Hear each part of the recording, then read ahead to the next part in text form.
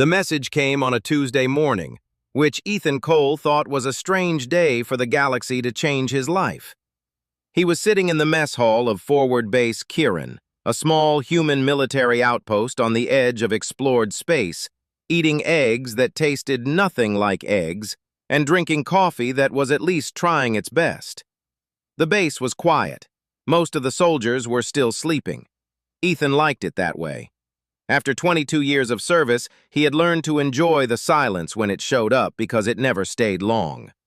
He was 39 years old, lean and unhurried, with short brown hair going gray at the sides, and a face that had been rearranged a few times by things that had not meant kindly by it. He had a scar that started below his left ear and ended somewhere near his jaw, courtesy of a piece of shrapnel on a station called Miro 4. He wore it the same way he wore everything else, without comment. His comm device buzzed, then buzzed again, then made the sound it only made when the message was coming from somewhere very official. Ethan looked at it the way a man looks at something he already suspects is going to ruin his morning. He opened it. It was from the Human Diplomatic Bureau, which was unusual. They did not normally talk to soldiers. They talked to other diplomats, to politicians, to people who owned more than 2 pairs of civilian clothes. The message was formal and long and used a lot of words to say something that could have been said in about 3 sentences. The short version was this.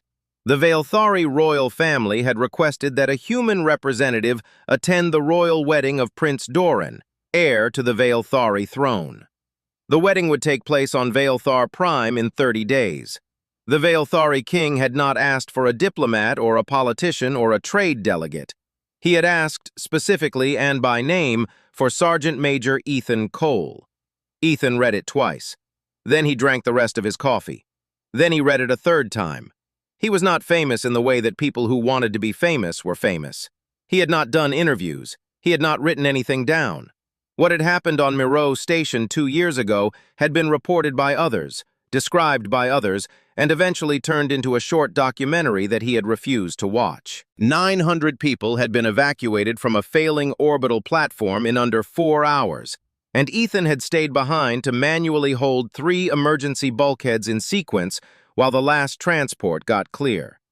40 of those evacuees had been Vaelthari soldiers, part of a joint observation unit that had no business surviving the day.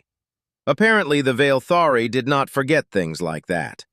He submitted his acceptance before lunch, which surprised his commanding officer, Captain Linda Marsh, who called him into her office and stared at him from across her desk for a moment before speaking. "You know this is going to be formal," she said. "Ceremonies, speeches, several days of events with a species that considers hospitality a competitive sport." "Yes, ma'am," Ethan said. "You hate ceremonies." "I do," he agreed. "So why are you going?" He thought about it for a moment. "Because they asked," he said, "and because they asked for me specifically, which means if I say no, it reflects on all of us, and because I owe 40 of their people a debt that I never got to settle." Linda looked at him for another long second, and then nodded and signed the authorization. The journey to Vaelthar Prime took 11 days on a mid-range human cruiser called the Calderon, a ship that was functional and reliable and had all the personality of a filing cabinet. Ethan spent the time reading everything the Bureau had sent him about Vaelthari culture, which was considerable.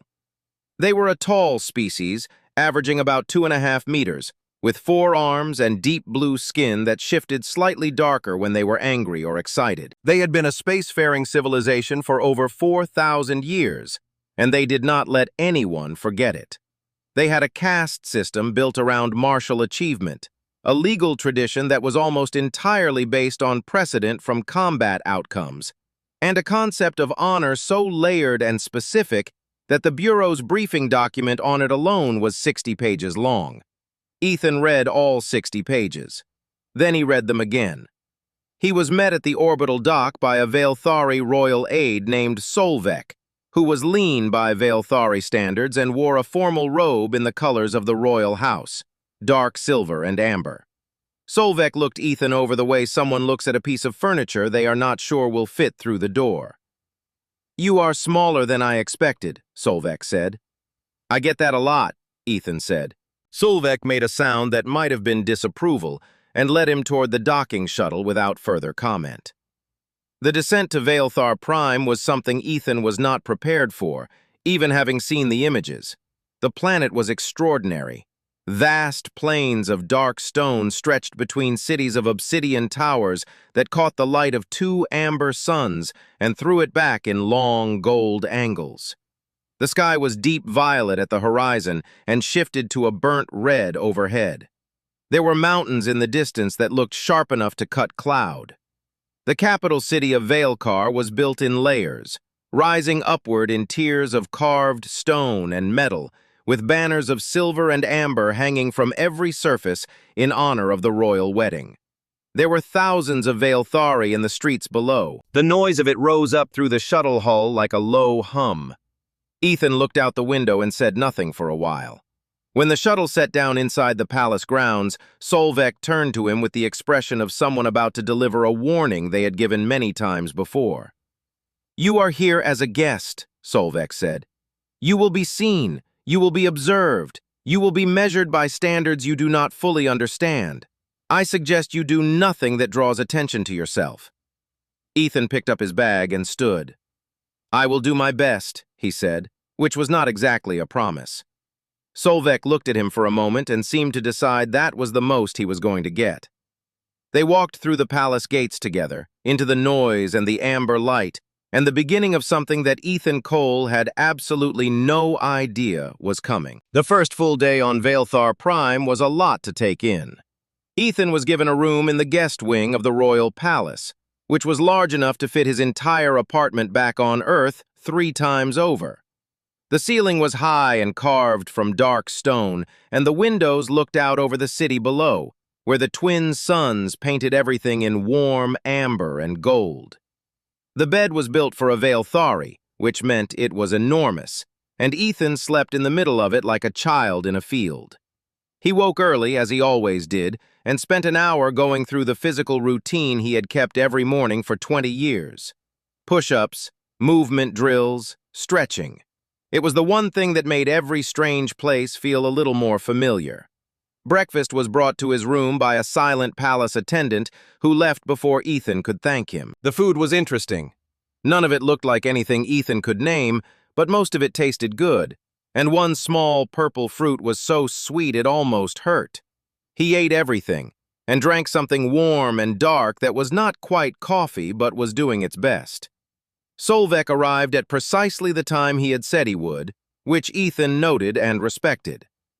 "The feast begins at midday," Solvek said, looking at Ethan's plain gray clothes with the expression of someone who had a headache forming. "You are expected to attend in formal dress." "I have a dress uniform," Ethan said. "Is it decorated?" "Some." Solvek looked slightly less pained. "Wear everything on it," he said. Ethan did. The human dress uniform was dark navy with a high collar, and by the time Ethan had put on every medal and service ribbon he had been awarded over 22 years, there was not much room left on his chest. He was not the kind of man who thought much about medals. They were just metal. But he understood that today they were a language, and he wore them accordingly. The feast hall was the largest interior space Ethan had ever stood in. It was built to hold thousands, and it was holding thousands. The Vaelthari packed in long rows along stone tables that ran the length of the room. Banners hung from the ceiling 40 meters above. The noise was immense. Deep voices, ceremonial drums, the clatter of heavy ceremonial dishware. Everything smelled of smoke and something floral and sharp. Ethan was led to his seat, which was at a long side table with other foreign dignitaries, representatives from 4 other species, none of whom Ethan had met before. They exchanged careful nods. Nobody seemed particularly comfortable. There was a kind of solidarity in that, and Ethan relaxed slightly.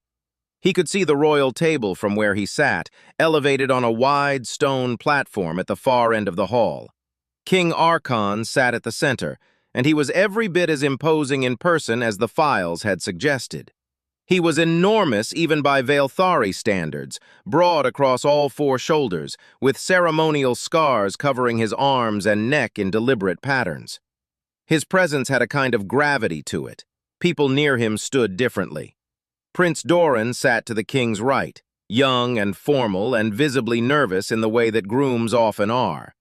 His intended, a noble's daughter from a southern Veilthari province, sat composed and patient beside him. And to the king's left sat Liara. Ethan noticed her the same way you notice something that is very still in a room full of motion. She was tall, like all Veilthari, with the same deep blue skin as her father, but where the king's face was a record of battles, hers was composed and unreadable. She was not watching the celebrations. She was watching the room, quietly, methodically, the way someone watches a situation they are trying to fully understand. Her four arms were still. Her expression gave nothing away. For just a moment, her gaze moved across the foreign dignitaries' table and landed on Ethan. It stayed there for exactly 2 seconds, neither warm nor hostile, just observing. Then it moved on. Ethan looked back at his food. The feast went on for hours. There was ritual boasting, which Solvek quietly translated. Warriors standing and recounting their greatest victories, while others judged the telling as much as the deed.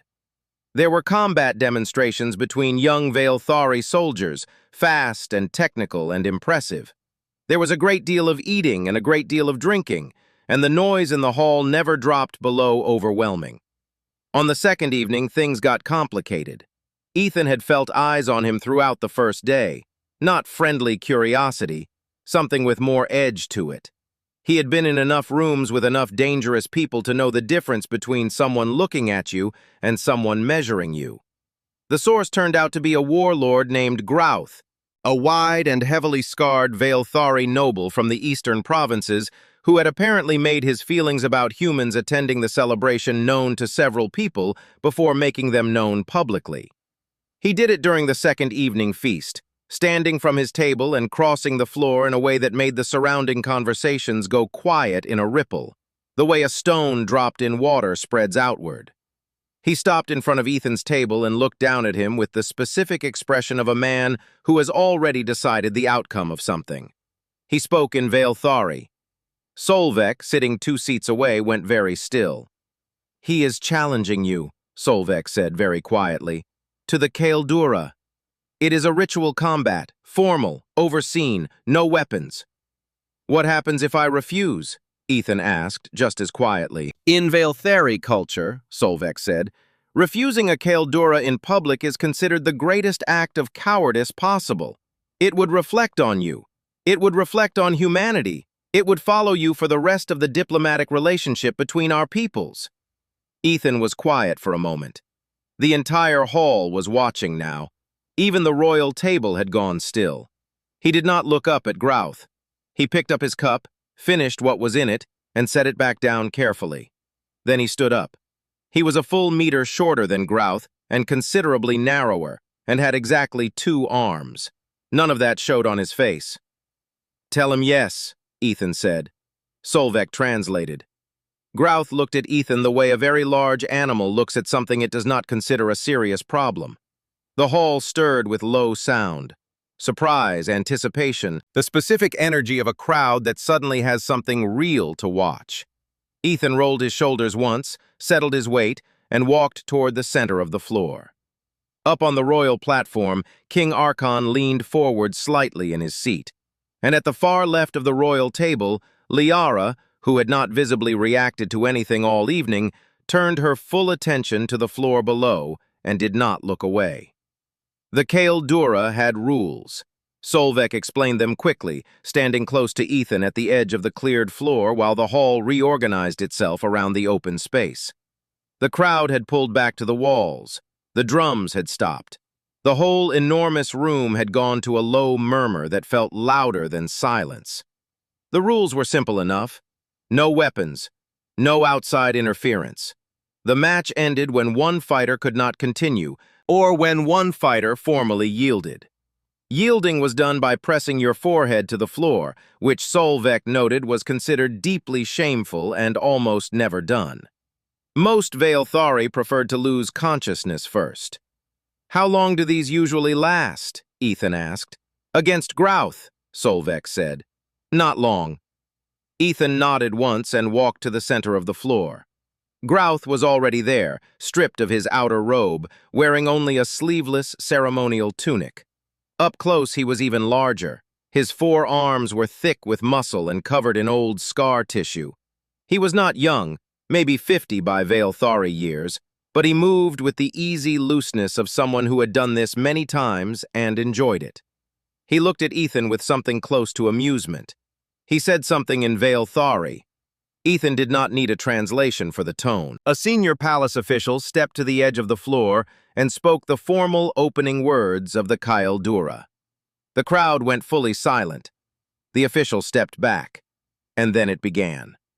Grouth moved first, which Ethan expected. Large fighters with a record of easy wins almost always moved first. There was a psychology to it. The fast opening was meant to establish the size difference immediately, to make the smaller opponent react from fear rather than thought. It worked on most people. Ethan stepped to the side instead of back. It was a small movement, unhurried, and it made Grouth's first reach close on empty air. Ethan moved under the second arm and put distance between them before Grouth fully turned.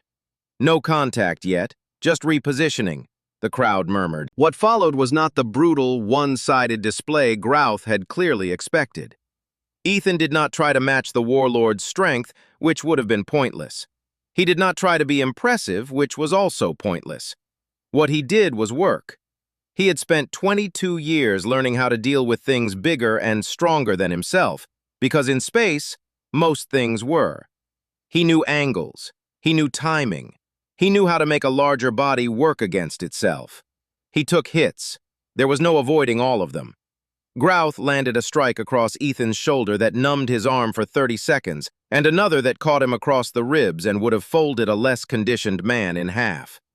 Ethan absorbed them and kept moving, kept working, kept finding the small openings that a fighter with 4 arms and total confidence left when he stopped expecting real resistance. The shift happened about 4 minutes in.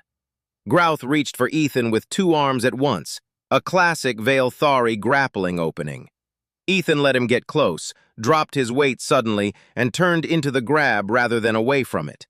He used the warlord's own forward momentum and the specific angle of his lower 2 arms and put Grouth's balance somewhere it did not want to be. The warlord went down to one knee with a sound like something heavy hitting stone. The hall made a noise Ethan had never heard before. It was not a cheer exactly. It was the sound of several thousand people being surprised at the same moment. Grouth was back up in a second, and he was not amused anymore. He came harder and faster, and the next 2 minutes were the most difficult of the match. Ethan was hit more than he wanted to be. His lip was bleeding. One of his eyes was starting to swell. He kept his breathing even and his mind clear and waited for the moment which he knew would come because it always came. The moment when a strong fighter who is not used to being troubled starts trying too hard. It came.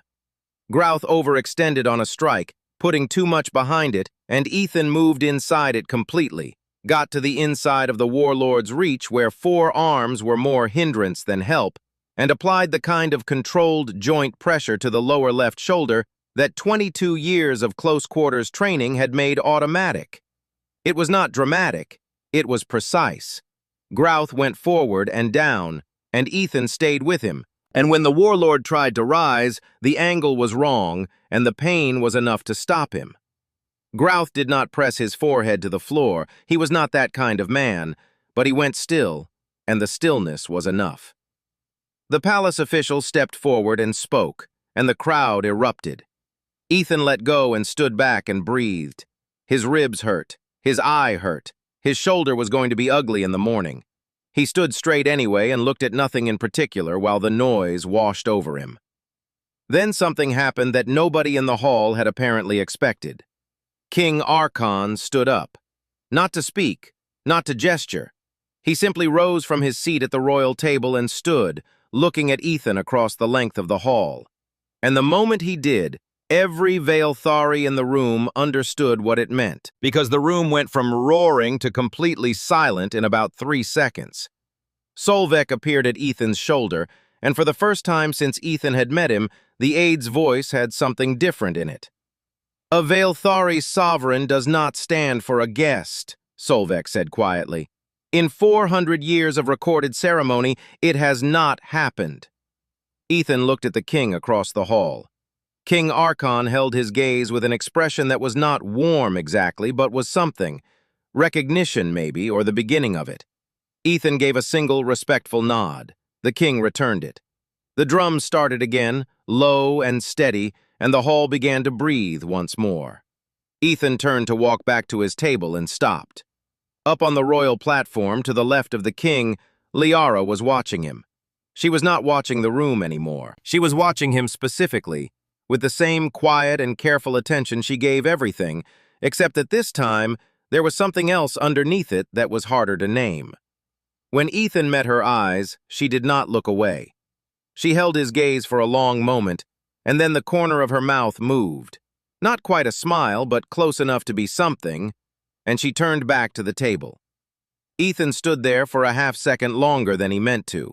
Then he walked back to his seat, sat down carefully because of his ribs, and picked up his cup and said nothing at all, which was exactly what the moment called for. The third night was quieter than the first two. The formal events had ended early, and the palace had settled into a low hum of private gatherings and late conversations. The twin moons of Veilthar Prime had risen, both of them amber, one larger than the other, hanging close enough to the horizon that they looked like lanterns someone had forgotten to take down. Ethan could not sleep. His ribs were taped, and his eye had gone the color of a storm cloud, and his shoulder ached in a deep and familiar way that told him it would be complaining for at least a week. He had taken worse.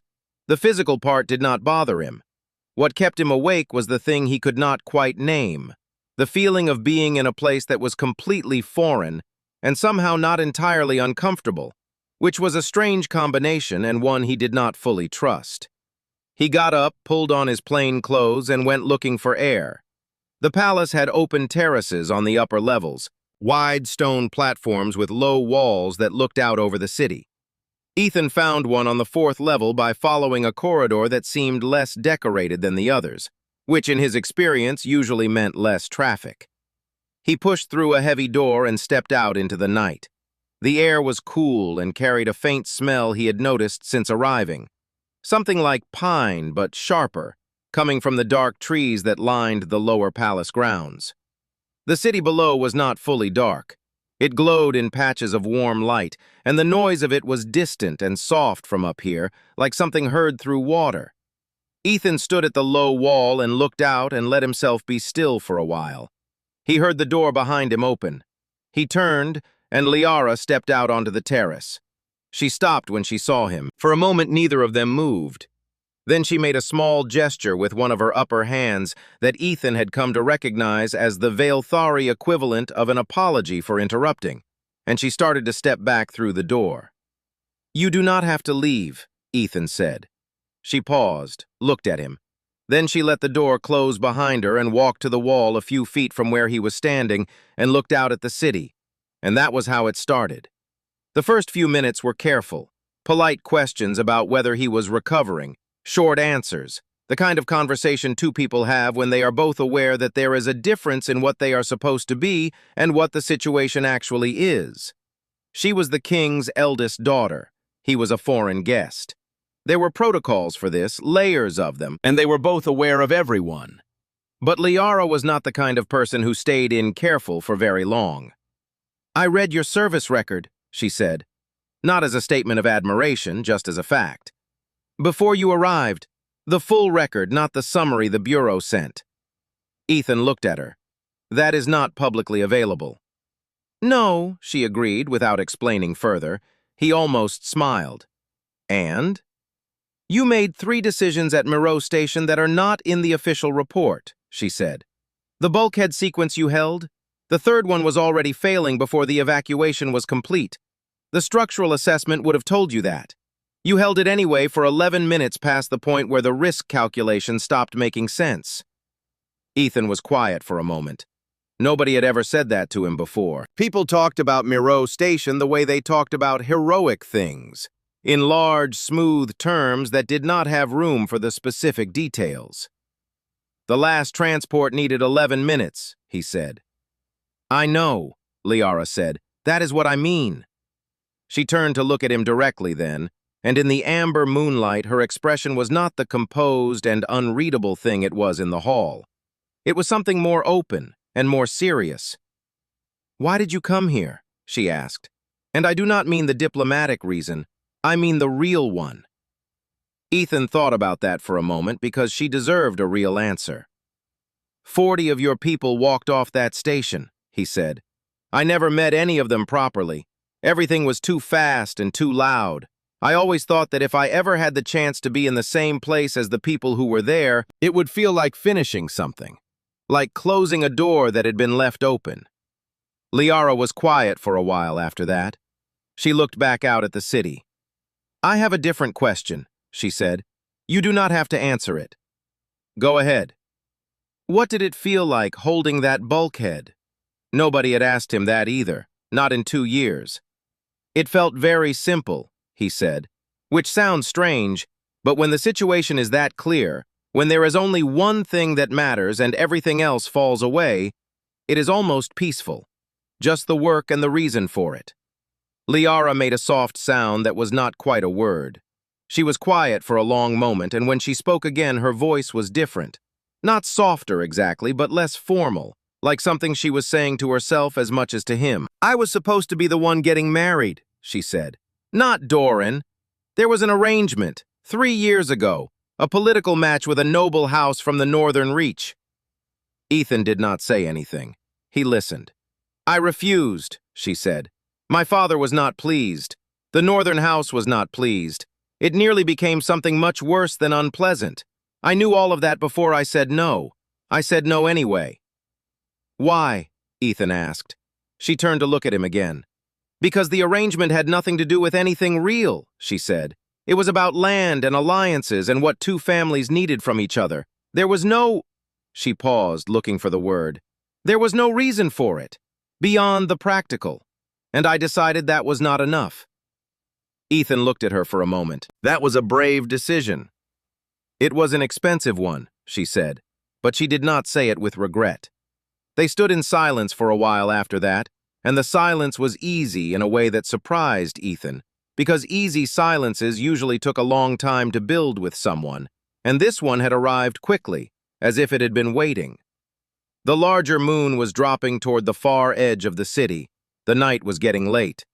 Liara straightened and turned from the wall, and for a moment she looked at Ethan with the same focused attention she had given him the night of the Caldura, that careful and particular look, as if she was reading something and wanted to be sure she had it right. You fought yesterday like someone who has nothing to prove, she said. That is very rare here. She said it simply, without decoration, the way she said everything, and then she walked back to the door and pushed it open. She paused in the doorway for just a moment without turning back. I come to this terrace most nights, she said. The view is better than the ones on the royal level. Nobody comes here because the corridor is plain. Then she was gone, and the door closed quietly behind her, and Ethan stood in the amber moonlight for a long time after that, looking out at the city and thinking about a woman who had refused a crown's worth of pressure because the reason was not good enough, and found that he respected that more than almost anything he had ever heard. He went back to his room eventually. He still did not sleep much, but it was a different kind of awake than before. The 4th day began like the others. Amber light through tall stone windows, the distant sound of the city waking up, the smell of that sharp pine-like thing that Ethan had decided he liked. He was at breakfast when Solveig came through the door fast, which was the first sign that something was wrong. Solveig did not move fast. Solveig moved with the careful and deliberate pace of a man who considered urgency beneath him. Seeing him nearly at a run was like seeing a clock go backwards. There is a situation, Solveig said. Ethan was already standing. The situation was this. A group of Veilthari separatists, 23 of them, armed and organized, had entered the palace through the ceremonial supply corridors during the early morning shift change. They had moved quickly and quietly to the grand preparation hall, where the final wedding rites were being arranged, and they had taken hostages. 11 of them. Among the 11 were 3 members of Ethan's small human delegation, including his junior aide, a young man named Carter, who was 26 years old and had been on his first off-world assignment. The Separatists had sent their demands to the king through a palace communication channel. They wanted a public denouncement of the royal family's growing diplomatic relationships with non-Veilthari species. They wanted it read aloud by the king himself, in front of the assembled wedding court. They wanted humanity specifically named as an unfit civilization, and they wanted it done within 2 hours. Ethan stood in the corridor outside the royal war chamber and listened to all of this through a palace door that was slightly open, which was probably not intentional, but which he was not going to waste. Inside, the king's generals were very loud and very angry. He could hear Solvek translating in a low voice beside him without being asked, which Ethan appreciated. The problem was the sacred rites. The wedding ceremony had entered its final phase at dawn, and under Veilthari law, no sovereign could authorize military force inside a palace during the sacred 3 days of ceremony without voiding the legitimacy of the union. It was an ancient law, older than the current royal line, and breaking it would cause political damage that the Separatists clearly understood and were counting on. The king could not send his soldiers in without handing his enemies exactly the weapon they needed. The generals were furious. The king was silent, which Solvek said was far more dangerous. Ethan straightened up from the door and turned to Solvek. "I am not Veilthari," he said. Solvek looked at him. "No," he said slowly. "The law applies to the sovereign and his forces," Ethan said. "Does it apply to a foreign guest acting independently?" Solvek's expression did something complicated. He was quiet for a long moment, turning it over. "There is no precedent," he said carefully, "which is not the same as no." "I need the layout of the preparation hall," Ethan said. "Entry points, interior structure, where the hostages are likely being held. I need to know how many of those 23 have direct line of sight to the main entry and how many are managing the hostages separately. And I need 10 minutes. Solvek stared at him. "You cannot go in there alone." "I am not going in as a soldier," Ethan said. "I am going in as a guest who got lost." There was a pause. "That is an extremely poor plan," Solvek said. "I have had worse ones work," Ethan said, and held out his hand for the layout. He did not get to go immediately. First, the door to the war chamber opened, and King Archon stepped out, which meant someone inside had been listening to the corridor as well. The king was in full ceremonial dress, enormous and still, and he looked at Ethan for a long moment with an expression that was not easy to read. Ethan met his eyes and waited. The king said one word in Veilthari. "He is asking," Solvek said quietly, "if you understand what you are offering." "Yes," Ethan said. Another silence. The king studied him the way he had studied him across the hall after the Kale Dura, that same specific quality of attention, like he was reading something that mattered. Then King Archon stepped aside from the doorway, and 2 of his officers came forward with the hall layout and everything they had on the Separatists' movements and positions. Ethan spent 8 minutes studying it. Then he handed it back, rolled his shoulders carefully around his taped ribs, and walked toward the preparation wing. What followed was not fast or loud or glorious. It was the kind of work that Ethan had done in dark corridors and damaged stations for more than 2 decades, patient and quiet, and built on the understanding that violence, when it becomes necessary, is most effective when it arrives before anyone has finished deciding whether to expect it.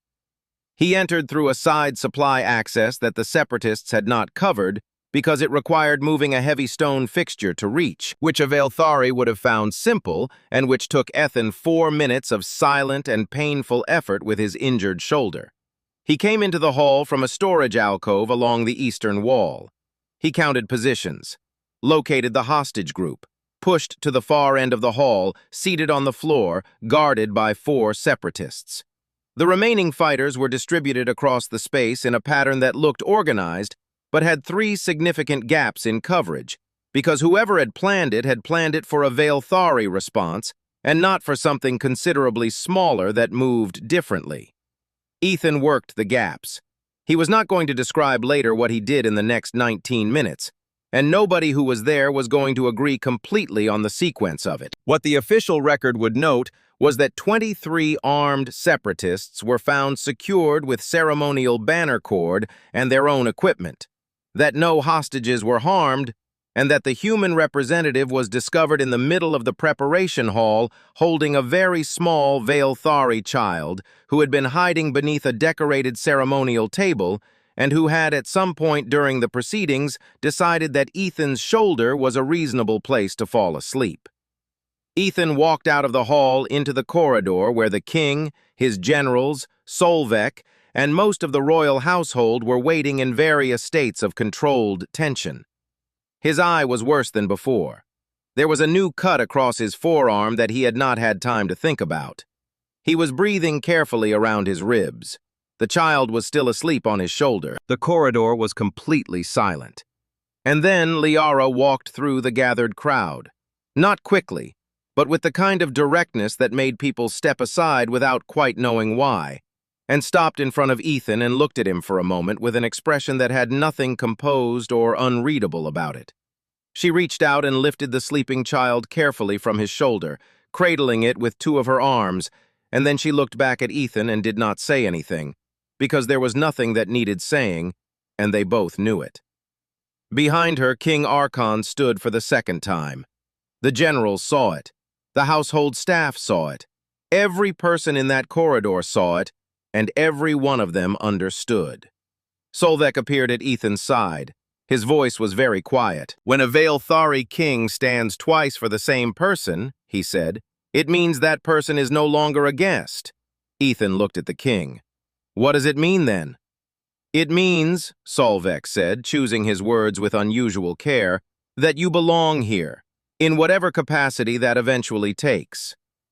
The wedding of Prince Doran went ahead that afternoon, which was what everyone had come for, and it was beautiful, and Ethan sat at his table and watched it, and felt the specific and unfamiliar feeling of something beginning rather than ending. Over the following year, he came back 4 times. The 5th time, he did not leave.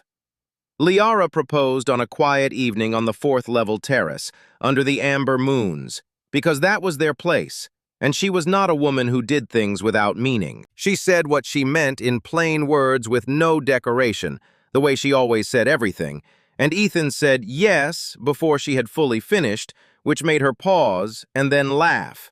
A real laugh, open and surprised.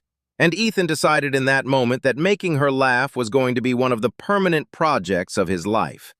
The wedding was 400 people, which the Veilthari considered intimate. King Archon stood at the front of the ceremony hall and looked like a man who had gotten exactly what he wanted and was trying not to show it too obviously, and failing. Solvek attended in his finest robe and ate an amount that impressed even the Veilthari kitchen staff, and submitted his formal complaint about breached tradition 3 days later, which everyone ignored, including Solvek.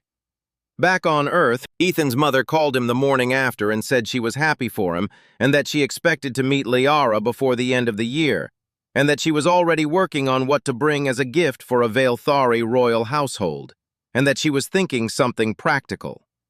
Ethan told Liara about it that evening on the terrace. Liara thought about it for a moment and said that she thought she would like his mother. Ethan looked out at the city below, the amber light of the twin moons laying itself across the dark stone towers, the smell of that sharp and familiar pine thing in the cool air, and the woman beside him who had read his full service record before he arrived and asked him what it felt like, and meant every question she ever asked. The galaxy was large and strange and mostly indifferent to the small things that happened inside it. But some things happened anyway.